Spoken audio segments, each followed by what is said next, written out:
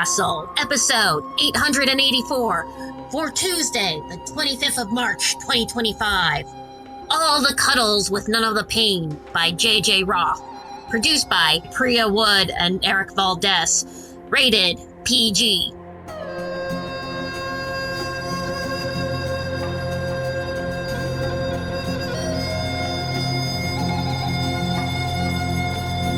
Good morning, good day, good afternoon, and good evening, and welcome to PodCastle, the flying castle of fantasy fiction. I'm your host, Emmalia Harrington, and it's my privilege to present for your enjoyment All of the Cuddles with None of the Pain by J.J. Roth, narrated by Khalida Muhammad Ali, Jen R. Albert, Dagny Paul, Graham Dunlop, Summer Fletcher, Matt Dovey, Alistair Stewart, Marguerite Kenner, Eleanor R. Wood, and Stephen Capps. This story is a PodCastle original and was first published on July 25th, 2017. J.J. Roth lives in the San Francisco Bay Area with her partner, 2 school-age sons, and 2 geriatric cats. She parents the kids and cats, practices law at a tech company, and squeezes writing into the interstices. Her work has appeared in Nature, Urban Fantasy Magazine, Andromeda Spaceway's In-Flight Magazine, and a number of small press venues. JJ is an associate member of the SFWA and a member of the Codex Writers Group. For more information and updates, please visit her website at jjroth.net. Follow her on Twitter where she is at RothRoth, WROTHROTH, or find her on Facebook where she is JJ Roth. We do not have a narrator this week, but mini narrators. This week is a full cast recording! Links are in the show notes. And now, pay attention, for our tale is about to begin. Grab your little beloved one and hold them close.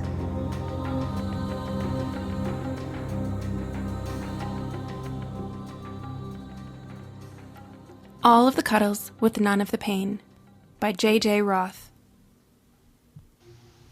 What is a reborn? A reborn is an artist-enhanced baby doll that looks and feels lifelike. Artists create reborns as one-of-a-kind collectibles, often from ordinary play dolls transformed into art suitable for hands-off display or hands-on cuddling.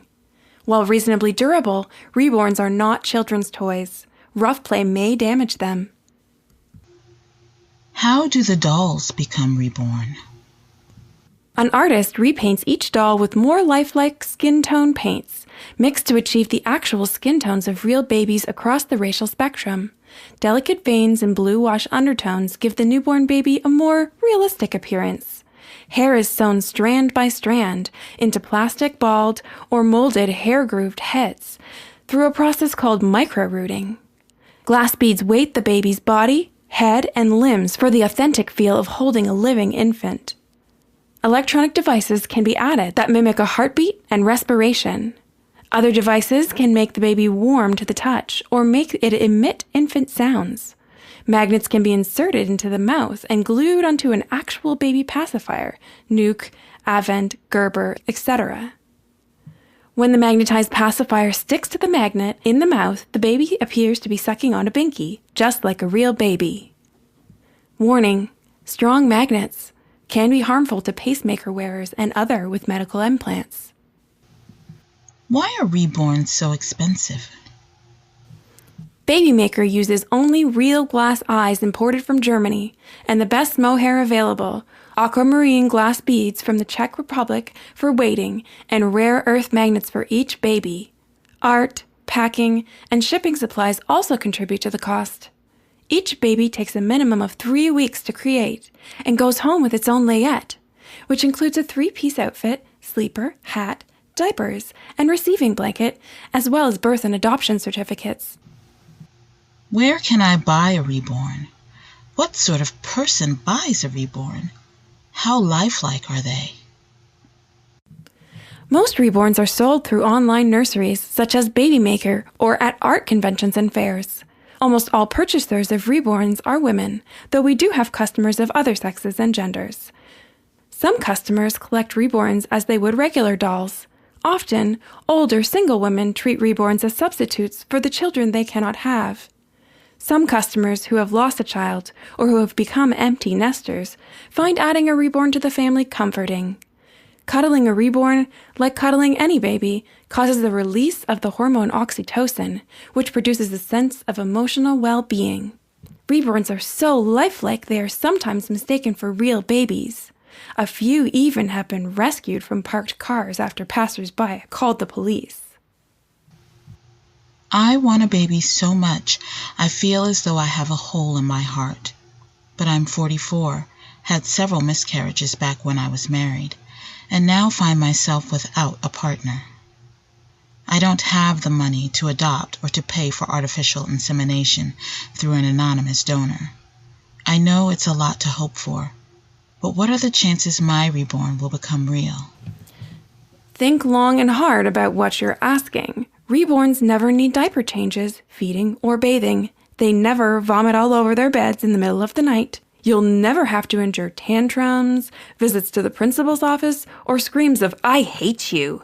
Your baby may be stolen, but will never be kidnapped. Reborns never suffer broken hearts and never grow up to become drug addicts or criminals. Best of all, your child will never fall victim to an untimely death. Reborns provide all of the cuddles with none of the pain. Warning: consult a health professional if you find yourself socializing only with your reborn. Okay, I've thought long and hard about it. Not that it's any of your business, but I thought long and hard about it before I asked the question the first time, and there's no need to adopt such a patronizing tone. Thank you very much. And I can't quench this longing for a real baby. What are the chances my reborn will become real? It depends. Though we cannot make any guarantees, reports of reborns becoming real are not infrequent. If you truly love your reborn, if you treat it the way you would any baby you birthed or adopted, it can become real. Though every parent-child relationship is different, to maximize your chances, we recommend adopting an attachment parenting method. Tune into your reborn, imagine what the child within would be communicating to you, and respond with sensitivity. Provide skin-to-skin contact as much as possible. Wear your baby in a sling and provide frequent hugs and snuggles. How long will it take before I know whether my reborn will become real? Again, it depends. The earliest reported time is about 6 months, but a number of years is more common. Please note that when reborns become real, their mental ages are not directly aligned with their physical ages. A reborn's body starts growing from doll form as soon as the reborn becomes a real baby, but the mind begins from the point at which nurturing began. For example, if you begin nurturing your reborn as a real baby on the first day of purchase, and the reborn becomes real 3 years later, your baby will have a 3-year-old's mind in an infant's body. This means that your reborn may be able to speak to you in full sentences before being able to sit up. Some parents find this disconcerting at first, but even among those who do, many find the early verbal ability an advantage. You won't have to guess whether a cry means hunger, pain, exhaustion, or a soiled diaper. OMFG! My reborn Jenny became real this morning. I'm overjoyed. Now what? Your reborn's 3-year limited warranty excludes service on real babies. Consult a pediatrician or a parents group for further questions. I thought you might like some pictures of my Jenny for your testimonial page. One eating cake at her first birthday party with 30 of her closest little friends at my gym, one making sandcastles at a Half Moon Bay beach, and one on her first day of pre-kindergarten. Where can I upload them? Thanks so much. We always enjoy seeing photos of the happy families we've helped create. Upload them right here. Please be sure to click accept on the photo release or your photo upload will not go through. Where can I find other real reborns and their parents? We look forward to seeing you in our online community forum. We have a special section just for you called Real Baby Reborn Chat. Tell us a little about yourself in your initial post and dive right in. Although Baby Maker representatives moderate the forum and attempt to answer any questions that go unanswered for more than 48 hours, the views of Baby Maker tagged moderators are their own and not those of the company. Hi, Forum. My name is Jenny. I'm 5 in body and 8 in mind. My favorite book is The Velveteen Rabbit, and my favorite movie is Toy Story. Last winter, my ballet class danced the Nutcracker with real grown-up professional ballet dancers. Anyway, my mother tells me I started out as a baby maker reborn. What can you tell me about where I came from? Nice to meet you, Jenny. You can find information about Baby Maker throughout our site, but please don't browse without a parent's supervision. If our site doesn't answer your questions, we're sorry, but it really isn't our place to tell you where babies come from. Have you asked your mother? Hi, Jenny again. Do I have any brothers or sisters? I'd really like a big sister. I have to be in kindergarten instead of 2nd grade because my body age is only 5, and all the girls just want to talk about Disney princesses. I'm so over that. According to our records, your mother only purchased 1 reborn from Baby Maker. All our reborns are individually handcrafted. I'm afraid you don't have any siblings that we're aware of. It's Jenny again. My mother is the meanest mother in the neighborhood. She won't let me have play dates on school nights, Cokes, or an iPod Touch until I'm 10 in mind. Can I get another mother? Your mother sounds like she's doing a great job. We're sure she's only trying to do what's best for you. Perhaps some of our other members can share their experiences growing up, so you'll know you're not alone. Come on, folks, help me out here. Breathe some life into these boards. Jenny, sweetie, stop bothering the nice people. This is between you and me. Let's go for ice cream and have a little chat. Thank you, Jenny's mom. We at Baby Makers sympathize. We know parents of real children have the hardest job in the world, which is why we feel privileged to offer an alternative. We wish you and Jenny the best of luck. Hi, my name is Jenny, and I last posted here a number of years ago. I'm now 17 mind age and 14 body age. I'm feeling really down. My mom and I are having trouble, mostly over Craig, this boy I met playing basketball at the youth center. He's 18. I'm almost 18 too in mind. We get along really well. But my stupid body won't be 18 for more than 3 years, and that's all stupid society seems to care about. So my mom won't let me date him. When my mom and I fight, we both say things we don't mean. At least I think we don't mean them. I don't mean them, so she must not either, right? The other day I said she should never have been a mom. That she should have thought about how she'd be 60 before I was done being a teenager. How she'd be too old to understand me. I didn't mean it, but I was so fucking, pardon my language, furious. She said all kids feel like their parents are too old to understand them regardless of their parents' age, and that's why they call it a generation gap. But then she said maybe I was right she was a bad mom. That maybe she wasn't cut out for it after all, and she was sorry. She looked like she might cry. That scared me. I've never seen her cry before. So then I screamed, I wish I'd never been born. Which I certainly didn't mean because it makes no sense in my case, and most of the time I really love my life. She said I got my wish because I hadn't been born. I was only alive because she loved me, and how could I be this way after all she'd done for me, and blah, blah, blah. I ran to my room crying and slammed the door. My insides felt all wrong, like cold, hard balls were rolling around inside me. A muffled clicking sound came from my tummy when I moved, like the sound door beads made when you walk through them only far away. Sores popped up in my mouth, on the insides of both my cheeks. They weren't like any fever blisters I'd had before, slick and square and stuck to my mouth like peanut butter, only I couldn't move them with my tongue. My head started itching. When I scratched, I felt little bumps all over my scalp, all in rows like someone put them there on purpose. I started wheezing, and I couldn't catch my breath.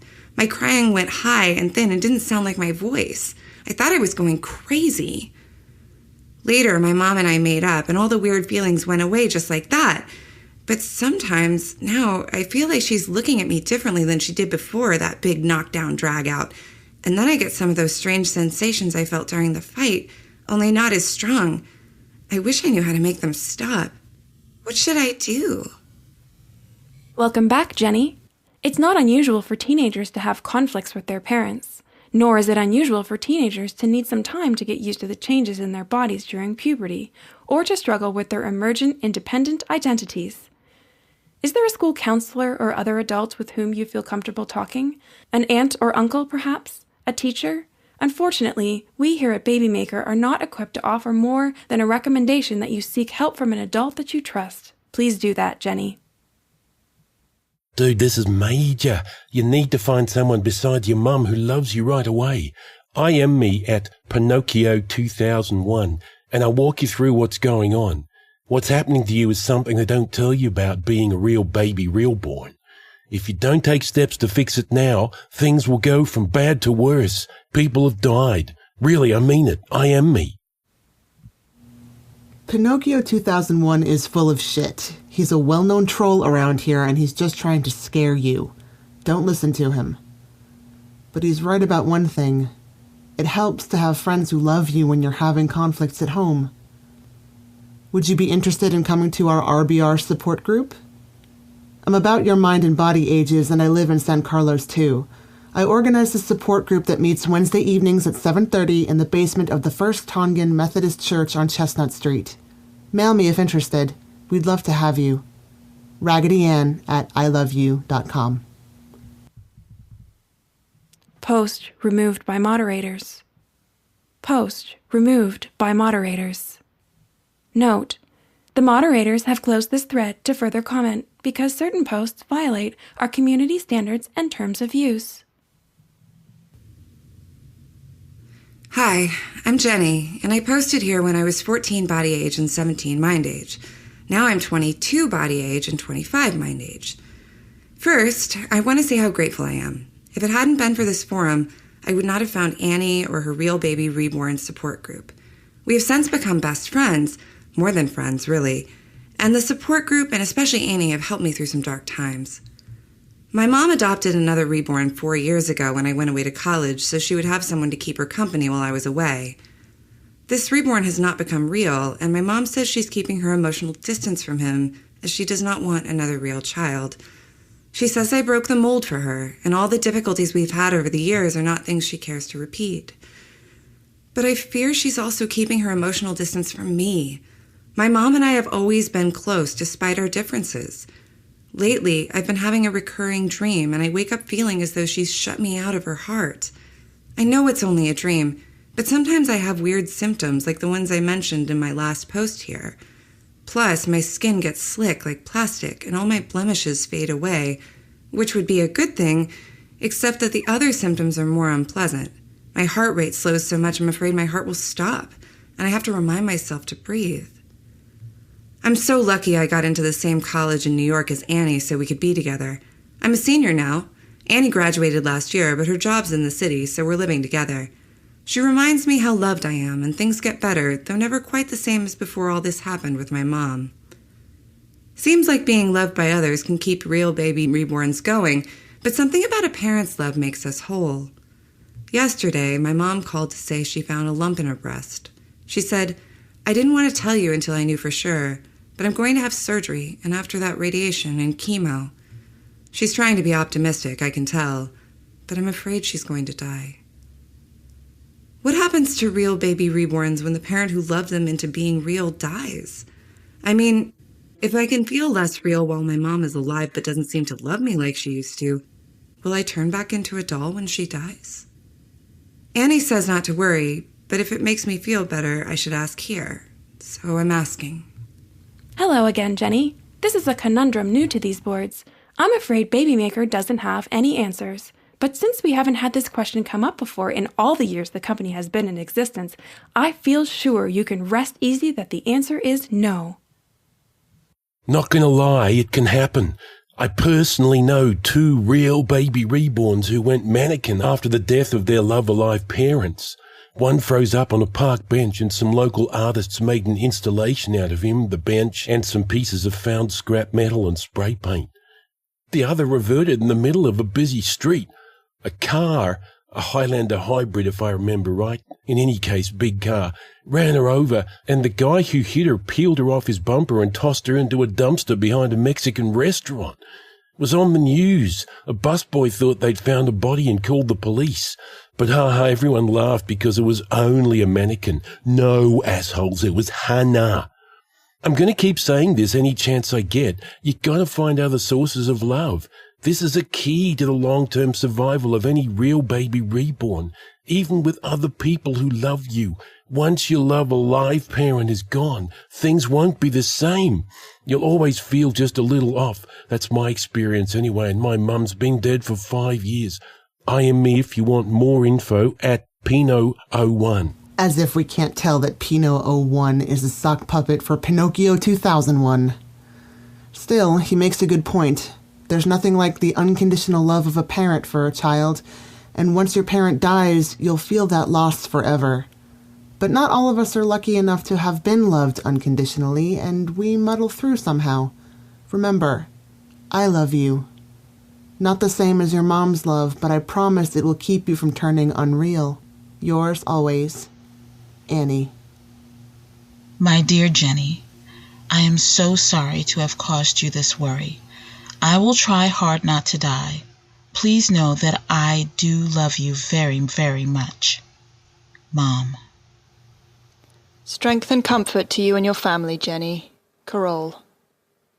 You are in our thoughts. Take care, Huggums and Biddy. Resurrecting this dormant thread to thank everyone for the good wishes and support. I'm sorry to tell you my mom lost her struggle yesterday afternoon. Please don't send flowers. To honor her memory, please contribute to the charity of your choice. Hello all, I'm Matt, and I may be a first around here, judging from what I've read in other threads. I'm 9 body age and 12 mind age, and I'm a real baby reborn, even though I never met my mother. She died before I became real. I know my mom loved me, but I've learned that she was holding back, so I didn't become real for her. Then she got really sick. She was cuddling me. Well, not cuddling. She didn't have the strength. But I was in the hospice bed with her when she died, nestled against her ribs. I felt the last breath leave her body.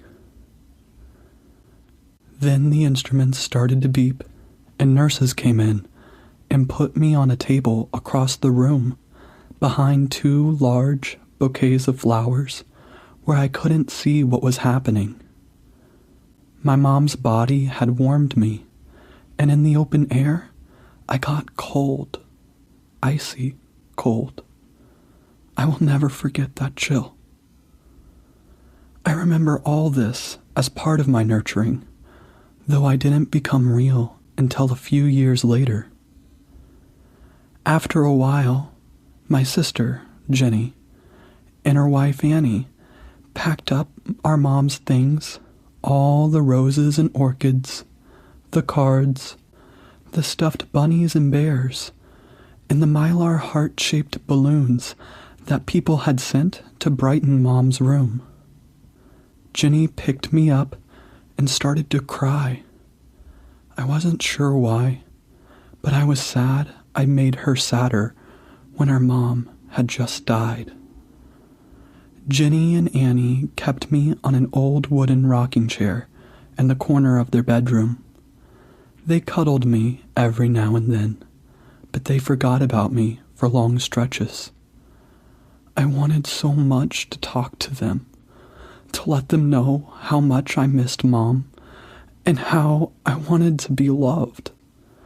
I hung on to awareness, like Mom tried to hang on to life, but sometimes my mind went quiet for hours, and only the memory of Mom's held-back love kept my awareness from fading into nothingness forever.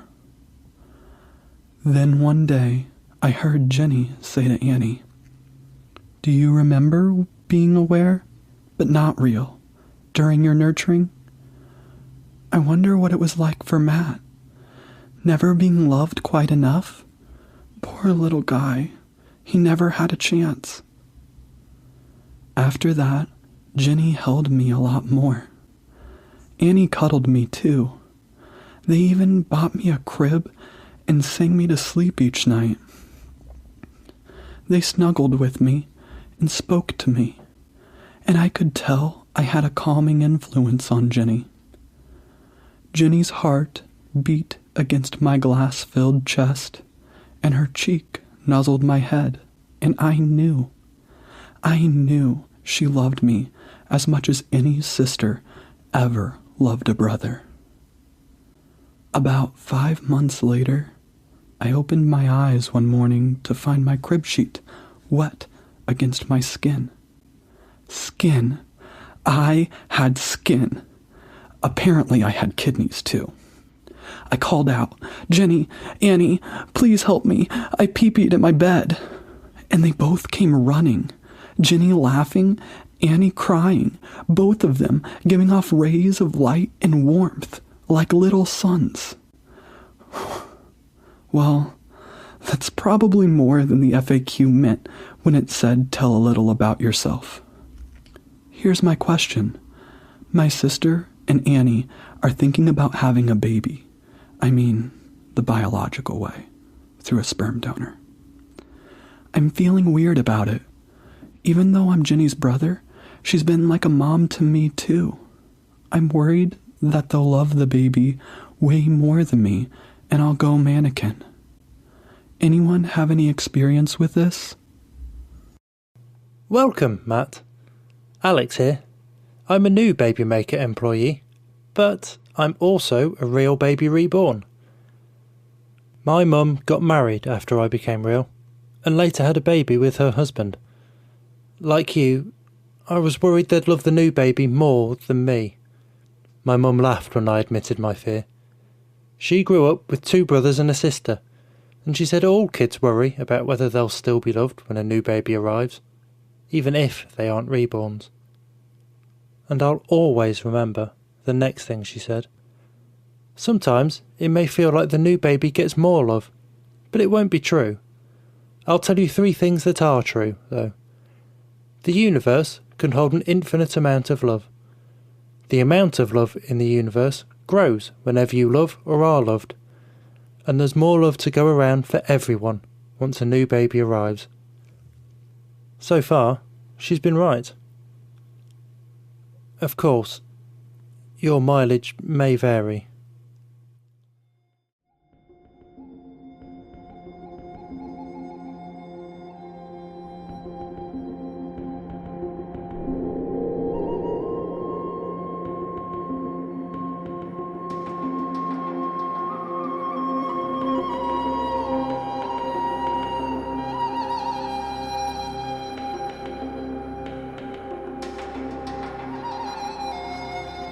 And welcome back. That was All of the Cuddles with None of the Pain by JJ Roth. And if you enjoyed that, then check out www.jjroth.net. JJ has this to say about the story. I was flipping through TV channels one night and came upon a news feature about reborn dolls, a phenomenon then entirely unknown to me. I found the show intriguing, so I started researching reborns and reborn collectors.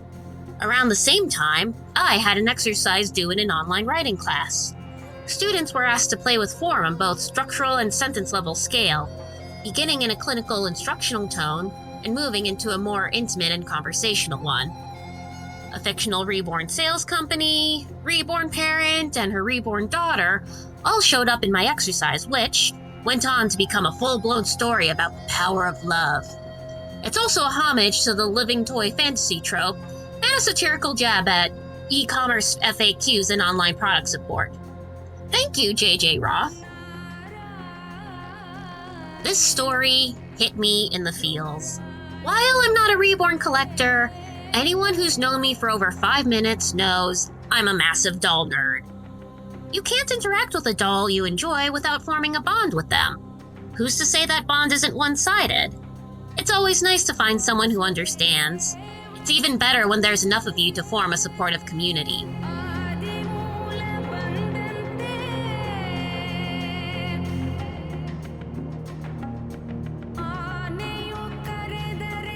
That was our show for this week. On behalf of everyone at PodCastle, Your editors, Shingai and Jerry Kagunda and Eleanor R. Wood. Assistant editor, Caitlin Zavanovich. Audio engineers, Devin Martin and Eric Valdes. And our many wonderful first readers, Andrew K. Ho, Craig Jackson, Julia Patt, Kiran Kaur Saini, Ryan Cole, Sarah S. Messenger, Shrikapa Krishna Prasad, Tarva Nova, Tierney Bailey, Matt Dovey, and Zeev Witties, and myself, Emmalia Harrington. Thank you for letting us share another story with you. The legal bit. PodCastle is part of the Escape Artist Foundation, a 501c3 nonprofit, and this episode is distributed under the Creative Commons Attribution, Non-Commercial, No Derivatives 4.0 International License. That means you can share it, and please do, but you cannot sell it and you cannot change it. If you want specifics, check creativecommons.org. Our music is by Shiva in Exile. Everything we do on PodCastle is 100% donor funded, and if you'd like to support what we and the rest of EA do, please join us on our Patreon at patreon.com/EA Podcast. Prefer another method? There's details for supporting us via Twitch, Amazon Prime, Ko-fi, and PayPal on escapeartist.net. We'll be back next Tuesday with another fantastic tale. In the meantime, you might care to check our sister podcasts, Escape Pod for Science Fiction, Pseudopod for Horror, Cast of Wonders for YA Speculative Fiction, and Cat's Cast for Speculative Cat Stories. If your heart belongs to us, though, we'll see you next week. Be safe and be kind.